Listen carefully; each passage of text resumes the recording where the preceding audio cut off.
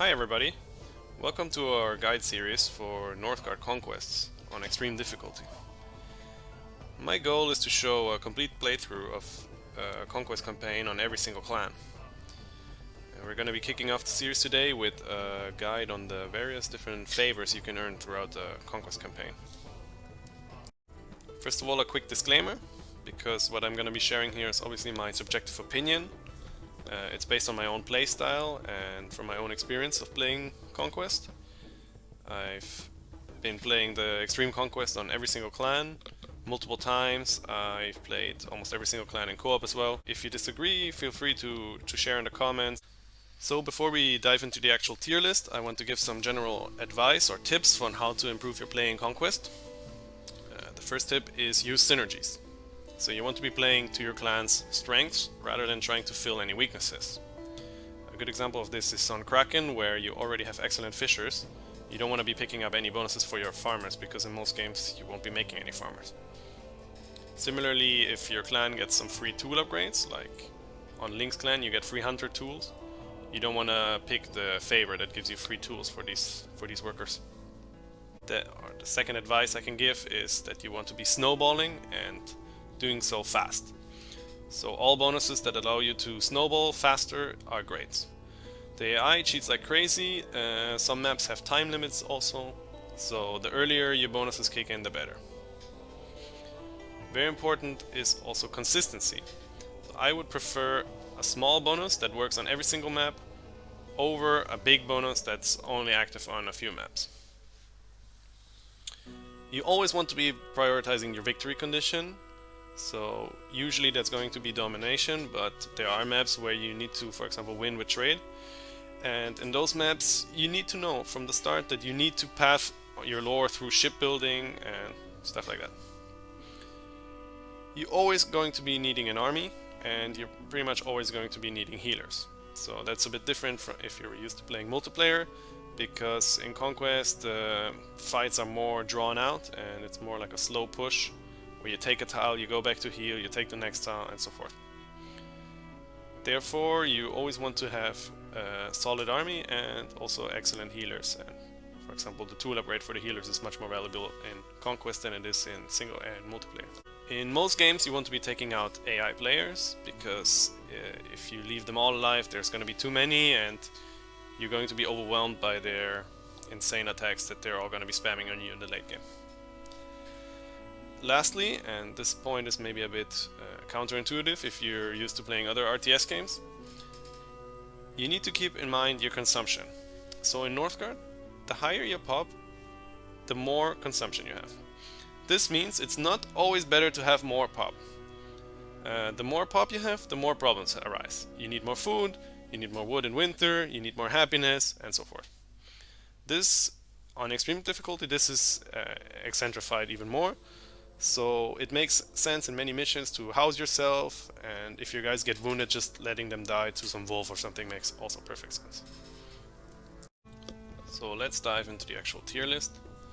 The tiers I made are from S to F, where S tier bonuses are going to be the best bonuses in the game.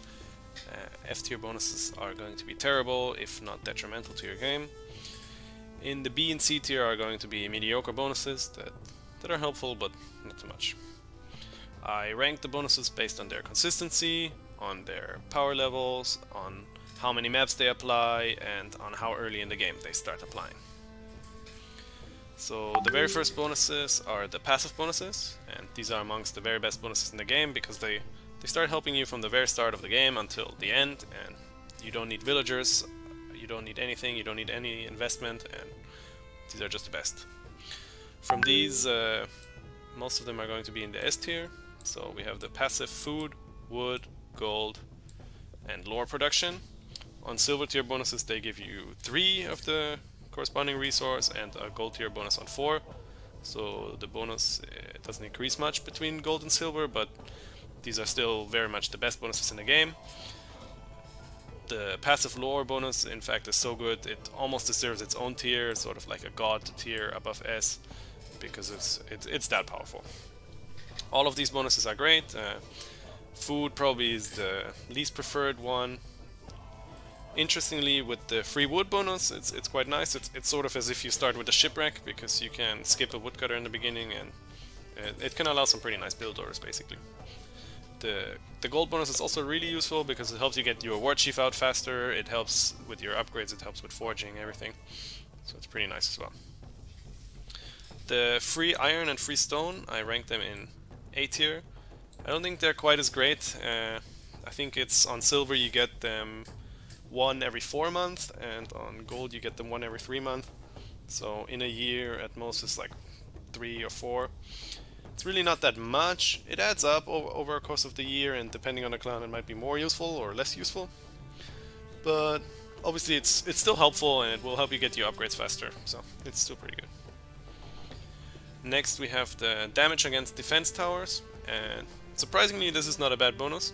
Every single AI will make towers every single game, and pretty much every single tile they usually upgrade them. They often get defensive strategy, and they often get the Guardian military XP, so towers are annoying, you're gonna have to deal with them in every single game, and therefore this is not a terrible bonus.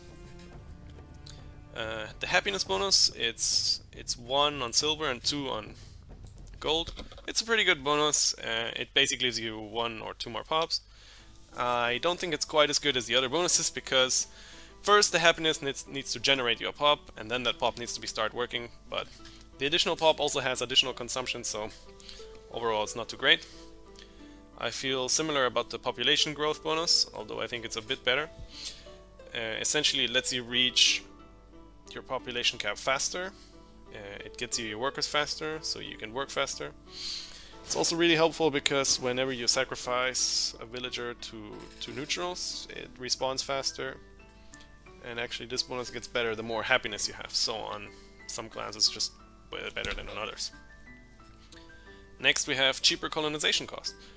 This one is actually great. I'd say this is an S tier bonus. You're going to be colonizing tiles every game. You're going to be doing so from the start of the game. It's basically like saving food, and it can help with fame victory, because in the end the tiles get quite expensive, so it's quite nice there. It doesn't work to make the Yggdrasil cheaper on that particular map, but still it's an amazing bonus. Then we have the winter cost reduction, or the winter penalty reduction. It sounds great at first, but considering that winter is only a quarter of the year and it only lowers the penalty, it doesn't completely remove it, it's decent. It basically saves you food and wood, but overall you still want to be keeping the same gameplay. So you want to be making food in the summer and then doing everything else in the winter. It helps because you basically can store up a little bit less food and a little bit less wood. Overall, not too great. Next we have the cheaper relic, and this is actually one of the bonuses where it makes a huge difference if it's a gold bonus or not, because the golden bonus reduces the relic by 50%, at which point you save 5 iron, and that's pretty nice. It basically gives you another tool upgrade. Still though, you usually make a relic pretty late. It does take a long time to make a relic, so the reduced time it takes is kind of great as well. Overall, I'd say maybe a C tier bonus. On clans obviously where you have a better relic, this gets much better. The next one I wanted to talk about is the cheaper war chief, because that one not only saves you gold, it also actually saves you the iron costs. So on some clans this is absolutely amazing. Looking here at Thorfinn, he gets a lot cheaper. But also, for example, on Horse Clan, where your war chiefs just cost gold, it just helps to get them out like 1 or 2 months earlier. It helps to defend against neutrals, and yeah, you're gonna be wanting to get your war chief every game anyways, so pretty good bonus. The next bonus is, it sounds great on paper, but in reality it's a bit mediocre, so I'm gonna put it in D tier bonus. It's the bonus where the cooldown of your relic and your war chiefs are reduced. They are reduced by a hefty amount, so that's pretty nice, but most war chiefs don't have a ability, and most relics do neither, so again, it only comes in very late in the game, and even then it barely makes an impact. So I think the only exception I'd say is on Dragon Clan, where it makes it so you can spawn the zombie Draugr a lot faster, and it's pretty nice. The next bonus is reduced world hostility. And it sounds great at first. You get less attacks from the neutrals.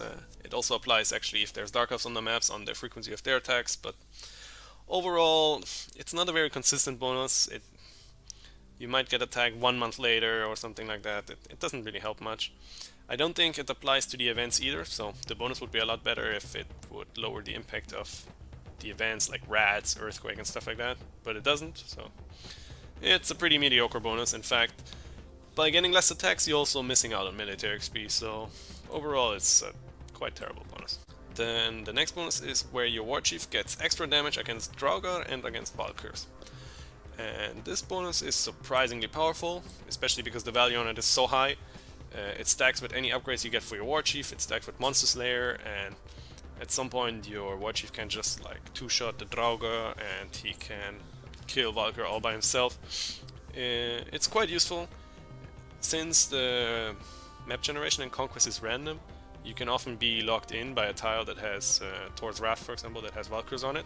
So it really helps to clear those out. It's many other missions also require you to take the middle or something like that, and it's a pretty good bonus actually.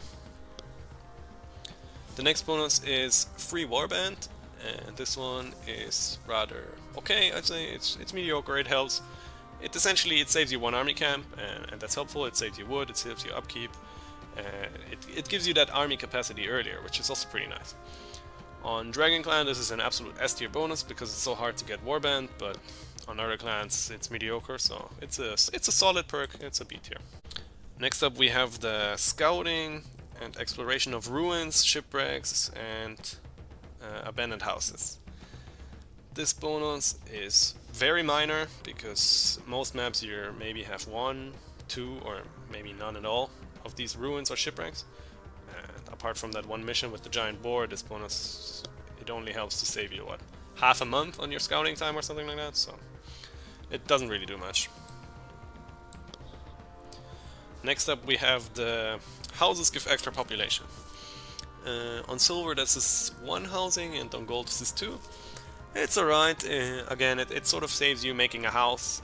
It helps maybe a bit with pop blocking yourself at better numbers, so if you have the first house usually you're capped at 11, with this bonus you're capped at 12 or 13, and it can help. It won't save you much, but it's not terrible. It helps every game, not to mention. So the next bonus is where you start with free warriors at the start of the game. It's sort of a mixed bag because you get a warrior from the start, which is amazing. It saves you gold, and you can clear out tiles that have maybe 1 or 2 wolves on them right from the get-go, which is amazing because sometimes these are exactly the tiles you want to take first because they have sheep or they have your lore stone or something like that. So just because of that alone, it's an amazing bonus.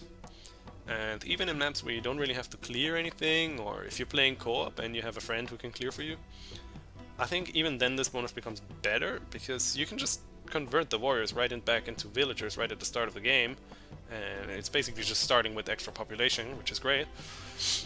Keep in mind that if you have the bonus that gives you 2 warriors at the start of the game, you're going to be starting house, so you need to make a house right away, but still, even then, it's a great bonus. Next up, this bonus gives you, at the start of the year, for every pair of sheep you have, it gives you 1 extra sheep. And if you're playing Goat Clan, this bonus is actually kind of nice, but in every other situation, this bonus is absolutely terrible. This is an instant F tier for me. This bonus should be reworked. It should just give you free sheep at the start of the game. That would be a bit more helpful. But in 99% of cases in Northgard, I prefer 160 food now over 240 food later. Because the 160 food now, they allow me to take tiles now, which will give me happiness now. They will give me access to my stones earlier or whatnot. So, yeah, this is just terrible. This is terrible design. On Gold Clan, however, it's hilarious, and you can end up with like an army of sheep. But yeah, apart from that, it's really useless. Next up, we have the free tool upgrades. And at first you might think these are not so great, because you can just get these tools anyways, you just have to mine some iron and blah blah blah. But overall, I rate these bonuses quite highly because they save you time mining iron, they save you time forging, they save you gold, and not to mention, to make gold you need to have a sailor or a merchant which consume food and so forth. So overall they save you a lot of resources. In many conquest games I have the assumption from the start of the game that I'm gonna end up with 25 iron, so that's 15 from your first iron mine and 10 from your Yord's Blessing. So the more of these free tool upgrades you can rack up, the more useful this 25 iron becomes, because you can make a lot out of it. The weapon bonuses used to be even greater because they used to cost 10 iron, but now with the newest patch all weapons only cost 5 iron.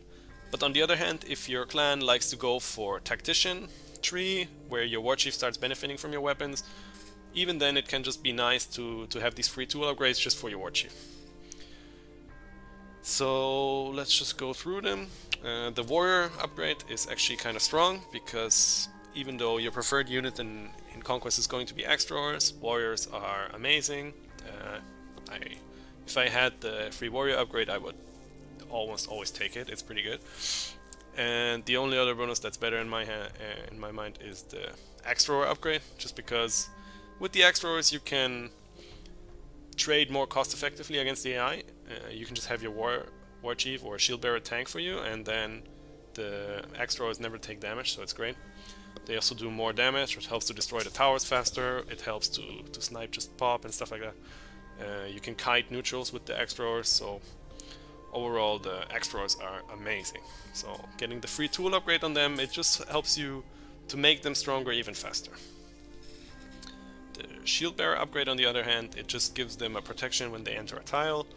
That's exactly what you want from them, and it's great. It's not as amazing as the other two bonuses, and yeah, again, if you go for tactician, this bonus is actually kind of sweet, because it gives your war chief like that extra invulnerability when you enter a tile. So it's alright, it's not amazing. The skirmisher is just like a tooltip.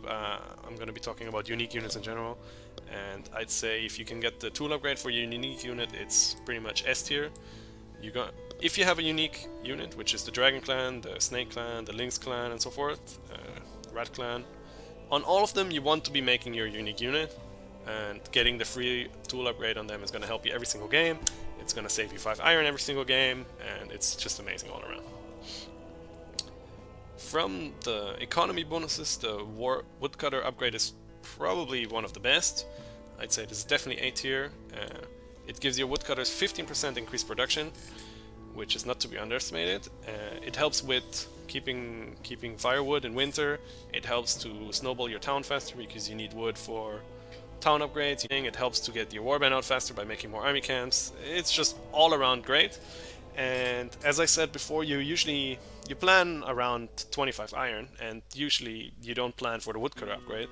And in this case, it sort of just gives you an extra upgrade, and it's really nice. The food upgrades, on the other hand, I don't value quite as highly. I'm gonna rate them all the same, because you never know which food source you're going to get. In fact, farmers on many conquest maps you can't get, just because the conquest map is Ragnarok, and on that one you can't have farmers. So usually farmers are the best food source, but on many conquest maps you can't get them, so their tool upgrade diminishes even more. And the way I see it is, like, from the 25 iron that I have, I'm gonna be using 5 anyways for my food upgrade. So I'd rather have any other tool upgrade for free than my food one, because the food one I want to be flexible. So therefore I see these as D tier. Now the healer upgrade is actually amazing, because in multiplayer games you're almost never going to be decided by your healing ability. These can also just act as a food upgrade, because the healers also make 20% more food with this upgrade. So even if you have no food sources, you can just spam a bunch of healers and get amazing food out of it.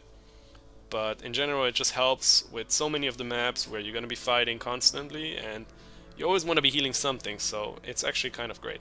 It doesn't kick in right from the start of the game, which is why it's not the most amazing bonus, but you're going to be needing healers anyway, so it's pretty good. Next up are sailors. So for me, between sailors and merchants, I almost always prefer sailors if I have at least 2 shores. It's just because the extra lore, it sort of outweighs for me the extra gold you could get from the merchants. There's some specific examples on certain maps and so forth, and maybe on given clans it might be more useful to have the merchants, but pretty much always gonna have sailors, so this is a pretty solid A tier perk for me, just because it helps basically in every single map, and you're almost always gonna have sailors out by the time you're forging, which might be different with merchants, where you might only have 1 or 2 merchants at the time that you're forging, so it doesn't even help that much. But still, if your clan prefers going for trading and for merchants, it's obviously better to go for the free merchant tool upgrade, and in general you want to be having amazing gold, you want to upgrade your whatever preferred gold method is, their tools, and so even the merchant one is excellent. Now to the brewers. The brewer tool upgrade. Well, breweries themselves are not good. You're going to be trying your very best to avoid making brewers. As such, any bonus that relates to brewers immediately becomes situational at best. However, if you are making breweries, then this tool upgrade is actually not terrible, but you're going to be making brewers so rarely that I'd say this is an F tier perk. Next up are the tools for your lore masters, and this is surprisingly good. It's not amazing. The tool upgrade for the lore masters gives them 15% extra lore, but it does stack with having erudition, or it also does stack with having the stone that gives you, I don't know, 40% extra lore on that tile or something. And not to mention that there's going to be many conquest maps where your fastest way to win is actually going to be lore, just because it sort of works passively. You don't really have to pay much attention and you're just going to win at some point. So overall, this is a pretty good perk. It's not amazing, it doesn't kick in early, and in most games you're only going to have 1 or 2 lore masters, but even for those, it helps. The mining upgrade, on the other hand, is amazing. In most games you would never spend your iron upgrading your miners, but if you get them for free, it actually sort of makes it worth to build the forge before you mine anything, which is kind of ironic, but I think it increases the efficiency of miners by 50% unless it was changed. So this is just amazing, and I would give this a solid A tier. Next up is the Smith's free tool upgrade, and I actually really like this bonus, because any game where you're going to be forging, you can just start off with this free tool upgrade. Usually you would never spend your iron on this either, but if you get it for free, and it even reduces the time it takes, it sort of just speeds up every other tool you're gonna forge afterwards, and this bonus is sort of like, forge all your other tools faster, and I kinda like it because of that. Next up we have the flat production bonuses. On silver these are 5%, and on gold these are 10%. These are very small bonuses comparatively, but obviously they do stack with other bonuses you can get for those workers, so that might make it better. And obviously you don't really need to invest much into getting the benefit. You just have the workers and it starts applying, which is why they can be quite good. First up is the woodcutters, and the woodcutters are great because you're gonna be having them from almost the start of the game. You're going to need them all game long because you're gonna need firewood and stuff like that. So the flat out wood production, that's an amazing bonus you can find. With the food bonuses, as before, it sort of is diminished by the fact that you don't know which food source you're going to have in a given game. Obviously, if you're playing Kraken Clan, the fishers become amazing, but the farmers, you can't have them on the Ragnarok maps, and overall, yeah, you can't decide which one you're gonna have, which is what lowers their effectiveness for me, but they can still be quite nice. So they give you a little bit extra food. It's not like they're not gonna make a huge impact, but over the course of the year, it's gonna add up to some extra food that you're gonna be happy to have. The next bonus is, I believe you get 5 on silver and 10% on gold extra food production from your silos. So if you compare that to the previous bonuses, where with the hunter, for example, it has the same impact on your food production, but it applies to all 3 potential food sources. In fact, if you have a farmer and a fisher in the same tile, which can often happen, this bonus gives you even more. It also increases the capacity that you can store in your silos, although I think that's very minor. There's one conquest mission with the Yggdrasil where it matters, but apart from that, it doesn't really. But overall, it's great because it increases your food output in every game. The only drawback is that you have to build the silo, obviously. But you're going to be wanting to do that almost every game anyways. So it's a pretty solid bonus. It's not amazing, but it's great. Next up is the flat out production for your healers. And once again, this is an amazing bonus because it also increases their food output. So I put this one in B tier just because you're going to be needing to heal your war chief when you're clearing, and it will make it faster.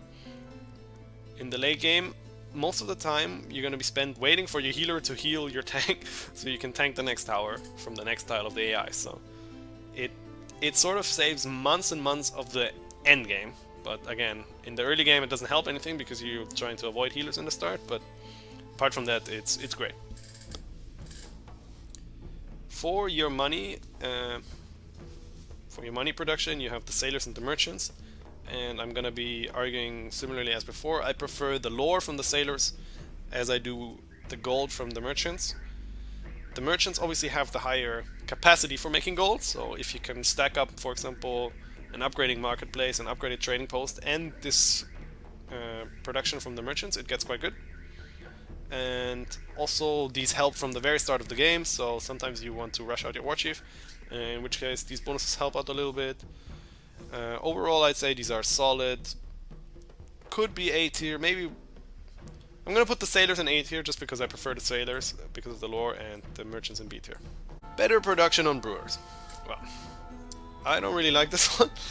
Brewers on base, I think they make 2 or maybe 3 happiness, and 5% of that is what exactly, please? You're going to get a little bit more pop. Yeah, this bonus is basically useless because you're almost never going to be making brewers, and even if you do, you don't really care about them being slightly more efficient. The next bonus is production on your lore masters, and this bonus is really great. It's only 5% or 10% with gold as well, but you're going to be wanting to work a lore master from as early as you can for as long as you can, and getting those lores out just a tiny bit earlier can really save your bacon. So this is a really good bonus. 5% or 10% on gold faster production for your miners is equally great, just because you're going to be mining every single game. Mining is what allows you to snowball faster, and just flat out making that faster is amazing. So this is another great A tier bonus. Faster production on the smiths. I actually believe this is weaker than the tool upgrade that you can get for the smiths, just because this bonus is 5, or with gold it's 10% bonus, whereas the tools give you 15%.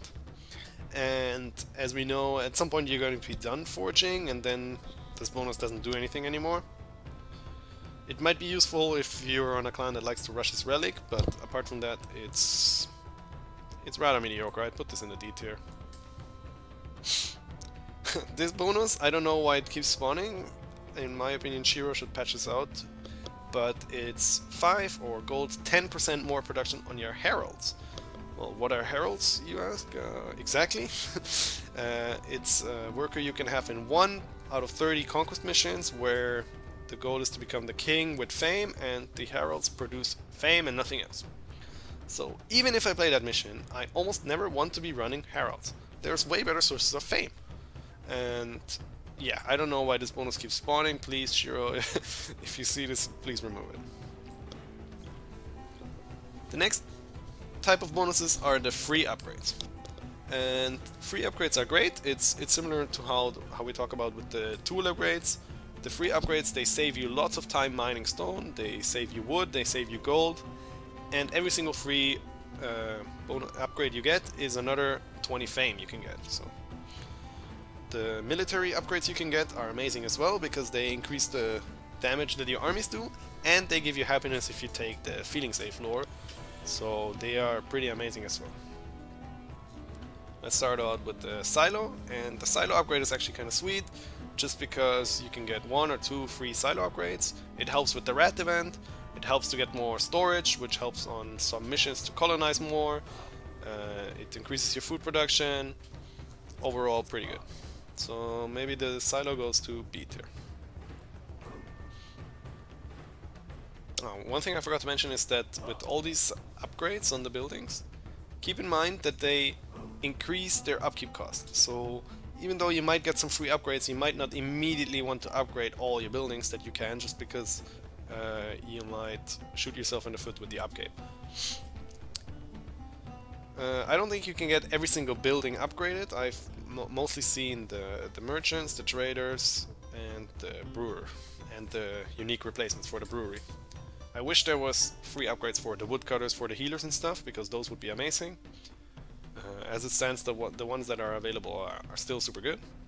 And from these, I think the marketplace one, no, sorry, the trading post one is actually the best you can get. I think it's actually an A tier perk. Let me explain why. It increases the money you can make, obviously, from the merchants. It allows you to have a third guy trading, which can be amazing because it also increases the relationship you can get. It used to be that an upgraded trading post makes more relationship than an unupgraded one. I believe this was patched out, but if that's the case, then that makes the bonus even better. And not to mention, you can have that sort of double up effect where you have a market and a trading post on the same tile, and they both benefit from the upgrade from the other, so that's amazing. But the marketplace upgrade, on the other hand, I value much lower. It doesn't have the slot for trading.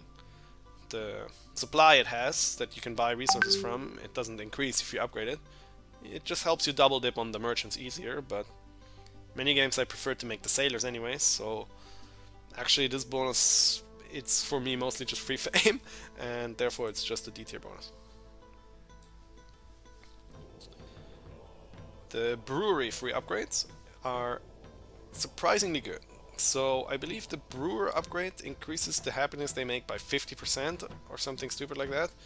So even though it's not really worth making brewers, if you keep in mind that you can upgrade them for free, then they all of a sudden become worth. So this bonus in itself is so good that it makes brewers worth, which is it speaks volumes. It gets even better if you're playing as Kraken or Stag, but overall this is a great bonus. I still would want to avoid breweries, but if I have this bonus I would go for them. Still, because breweries are so bad, this bonus is only C tier. Next up we have the army camps, and as I explained before, they're going to give you happiness with feeling safe, but you might not want to upgrade them until you're actually fighting or something because of the upkeep. The shield bearers, they benefit the least from the building upgrade just because their attack is so low, and 5% additional on top of that is going to be still low, and these are not going to be the units you use for DPS, so the shield bearer upgrade unfortunately is pretty terrible. It's basically just happiness with feeling safe. The warrior camps on the other hand are really good. You're going to be wanting to upgrade your warriors anyways, and they might get even better on certain clans that prefer to use warriors over ranged units. The axe thrower camp upgrade is amazing because you're going to be wanting to make ranged units to help you clear, to fight the AI cost effectively, and getting them upgrades on them gives them a lot of damage, so that's amazing. In fact, the more I think about it, the less valuable the warrior camp is, so to really show that, I'm gonna move it to the B tier because the axe throwers are really the much more preferred unit in Conquest than the warriors are. Lastly, the free upgrade for your unique units.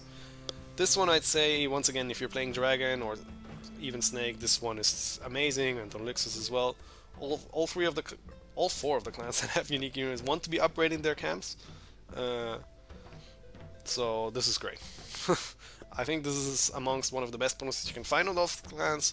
It's not quite as strong as the other passive bonuses, but I prefer one free shield bearer upgrade, one free unique unit building upgrade over stone for sure. So this is a solid S tier for me.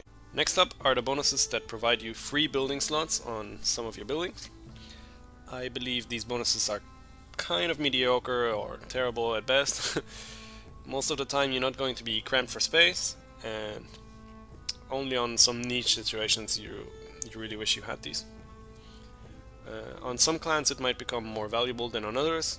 So for example on Kraken clan, where you want to have a lot of buildings in your coastal tiles, these bonuses actually become quite useful.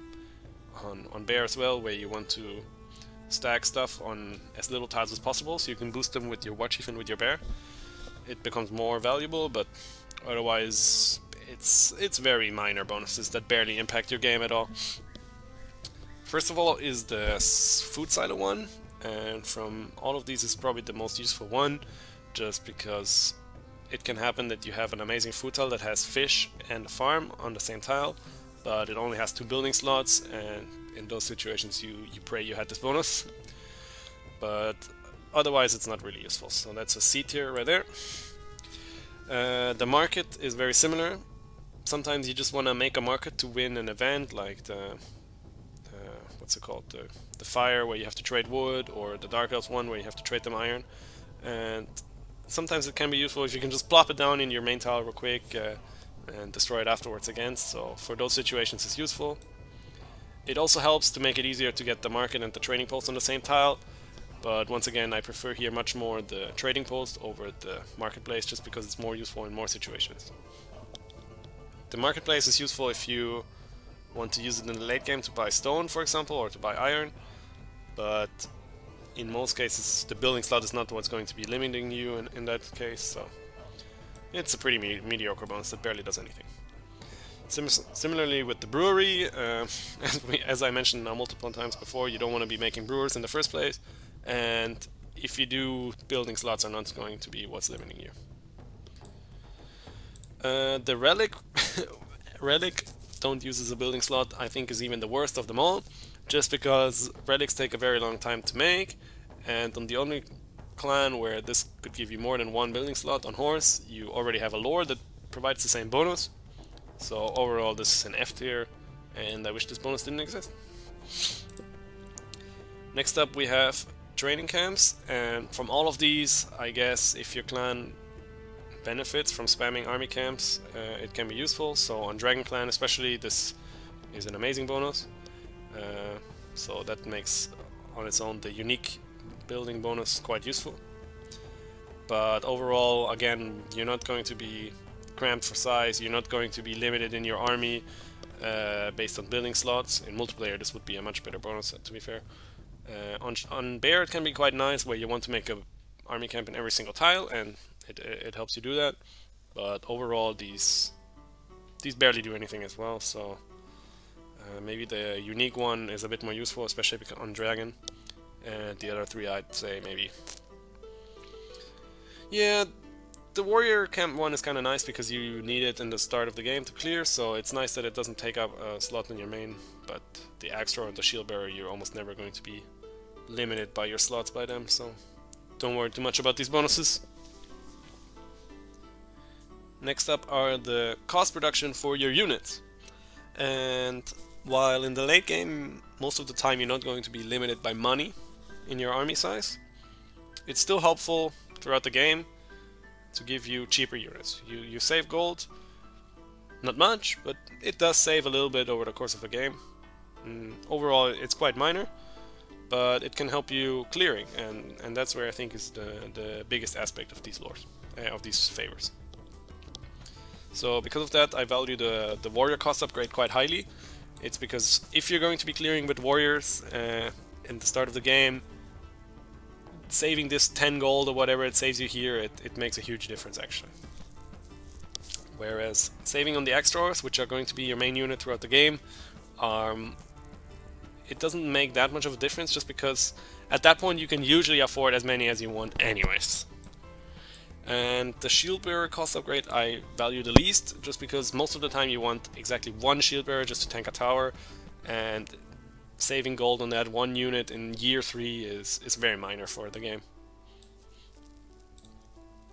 Lastly, for the unique unit, where on most clans you want to be spamming that unit, this bonus actually becomes a lot more useful, and it can sort of reduce the need for you to make gold at all, especially relevant on Snake Clan, but also on the Lynx Clan. So I'd say this bonus is, it's not quite as strong as getting their weapons or their buildings upgraded, but it's still very good for those clans. Next up are the attack damage and the defense bonuses for your units. So overall I'd say defense is the more useful stat. It makes your unit better by more, if that makes sense. However, there's some exceptions to that. So first of all, the ranged units don't really need defense because they barely ever going to get hit. And also on ranged units, the attack damage becomes much more valuable just because they're starting from a higher value there. Overall, these bonuses are helpful, and they're definitely better than most of the other bonuses we've seen so far. Yeah, most of the game is going to be spent fighting. So because of that, I value the warrior attack damage really highly. It allows you to clear amazingly at the start of the game. One warrior all of a sudden becomes able to take out 2 or 3 enemies, especially if he has the defense, which is also really good on warriors. It's probably the best defense bonus you can get is on warriors, in fact. The attack damage bonus is also great for extras, just because they're the ones with the highest DPS from base, and increasing that helps a lot. You're going to be using those to kill war chiefs, to kill towers, and you're going to be having the most of your units are going to be extras, so it's amazing to have them do extra damage. The defense on the extras, on the other hand, is kind of weak. It barely ever applies, because if you're playing your cards right, they're not going to be taking damage. For shield bearers, this logic becomes actually flipped, because their damage is so low from the start that upgrading their damage by a little bit barely matters at all, whereas their entire purpose is to tank shots from towers mostly, so increasing their defense helps a lot with that. So I'd say this bonus is actually quite solid. Just because it applies to so few units, I'm going to put it in the C tier, because most of the time you're only going to be using 1 or 2 shield bearers. Lastly, the damage bonus and defense bonus for your unique units. Both of these are amazing. The archer is obviously a ranged unit and doesn't really need the defense, but apart from that, all unique units really benefit a lot from these, and the strengths of their clans are really their unique units, so because of that I'm gonna put both of these in the S tier actually.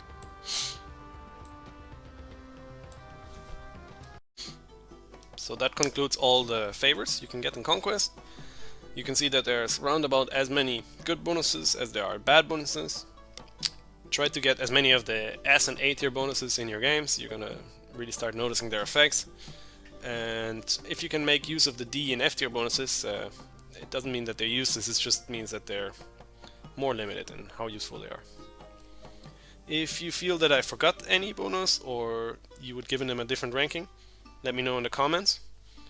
Similarly, we're going to be kicking off next week our Conquest playthroughs, and I would like everyone to vote in the comment section which clan we should be playing out first.